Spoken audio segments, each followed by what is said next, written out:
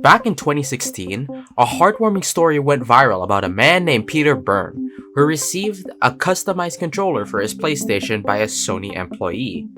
You see, Peter had a condition called cerebral palsy, which made it hard for him to play the games he would enjoy normally, and eventually, this bothered him to the point where he felt the need to email Sony for a custom design. Eventually, this reached a retail marketer for Sony named Alex Nawabi, and kindly enough, Alex got in touch with him and spent his personal time to re-engineer the controller for Peter. After some time, Peter received the controller together with a letter and was extremely delighted by the goodwill Nawabi had displayed.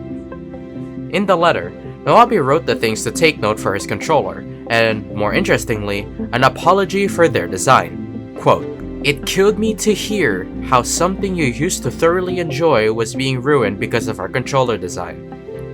This makes you wonder, why are modern controllers made the way they are? Why are the mice you use designed only for right-handed people? And how do these apply in the overall realm of technology and computing?"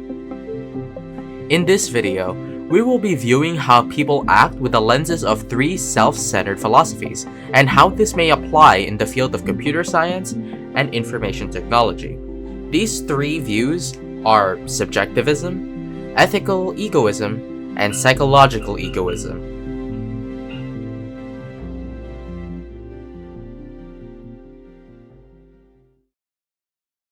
Now, the moral theories we will use may be similar in terms of what they are focused on, mainly self-interest, but the objectives of these three are fairly distinct. In the theory of subjectivism, it states that the morals of an action are more akin to the preference of an individual. Say, you may form an opinion on a broccoli and say, "I dislike broccoli." This is equivalent, according to subjectivism, to an ethical judgment where you may believe that stealing is wrong. Subjectivism and the following theories that will follow are actually widely controversial amongst philosophers, because, as you could tell with the story for this one, it flat out denies objectivity as it relies on an individual's perspective instead of universal truths and standards. Although we are not getting deep into detail on why these are heavily criticized, just know that it still remains an important theory on understanding how humans behave. In the lenses of subjectivism, it makes a lot of sense on how everything about computers and technologies, in general, are the way they are, especially on how we interact with them. Have you ever wondered why the symbol for closing a computer window uses X as a symbol, or a cross? No, right? We just unconsciously associate it for close because that's what we are used to. That's what it does. Now, imagine if someone else were to interact with the computer and sees that X symbol, but this person happens to lack technology literacy, or just does not know what the X does. What does he make out of that? Just by this example, we can easily infer the implications that can come from the design planning and technology. But in the end, it is impossible to create a design that fits for all. That's why most companies, say who deal with software, provide options and choosable preferences for their customers.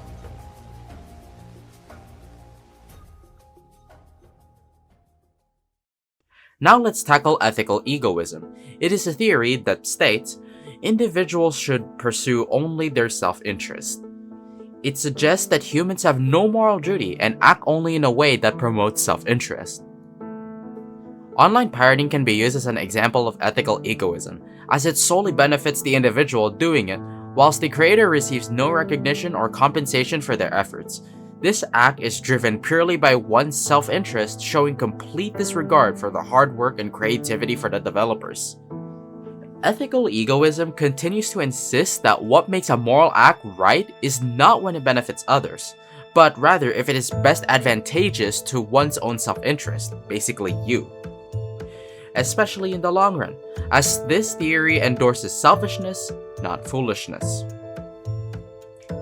To look on how this may apply in the field of information technology or computer science, consider mobile games. It is something most of us played at least once, and while playing, you may encounter random ads that pop up randomly sometimes, even redirecting you to their website where you can download the advertised app. It can be frustrating, but there's a way to disable it. unfortunately, with app purchases.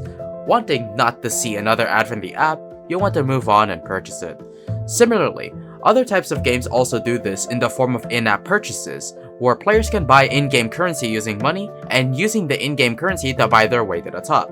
This is rather disappointing. Instead of delivering a fair gameplay experience, the developers instead relied on in-app purchases for monetary gain, where players can buy their way to the top, whilst the free-to-play players can barely stand against those who have paid. It is important to recognize that a group of developers that implemented these decisions reflect their personal interests, goals, and as such their ethical egoism. With this, it should be clear how in the lens of ethical egoism, we can see how decisions of people can affect others, especially in the information technology and computer science fields, where it's constantly innovating and shaping the future of our world. As the future developers of our world continue to make decisions out of self-interest, we must not forget how it affects their users. Now for our final theory, we'll be talking about psychological egoism, not to be confused with ethical egoism. This theory states that all human actions, including moral acts, are ultimately motivated by selfish desires. This theory has a lot of variations, but the most commonly used one, and the one we'll be focusing on, is the one by Jeremy Bentham, wherein it states that the ultimate motive for human acts is the desire for pleasure. Now, let's say you're some computer geek who happens to know how to engineer paid programs to be free, and you go ahead, with the kindness of your heart, to share these paid programs anonymously for others, free of charge. You upload it on a website, and then as time goes on, more and more people hear about this benevolent act you're doing. They hear about your website, it spreads around. As the traffic increases, it becomes more difficult for you to maintain this website. So you add onto your website an optional way for people to donate as a form of thanks. In psychological egoism, no matter how you may think your action is altruistic, meaning selfless, you do it ultimately for your own pleasure. This means, even if unconsciously so, the act of asking for donations is your ultimate motive. Now, this little story may sound innocent, but you can already kinda see why this may be a problem. When we always act in the best of self-interest, we may overlook the concerns for ethical norms.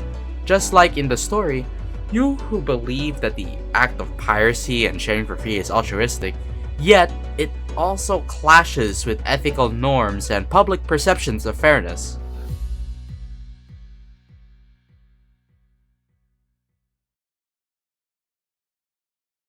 Now, to wrap things up, we can conclude that the importance of these self-centered philosophies in the field of information technology and computer science, and using it as a lens for understanding how we act and design in the realm, may be fruitful.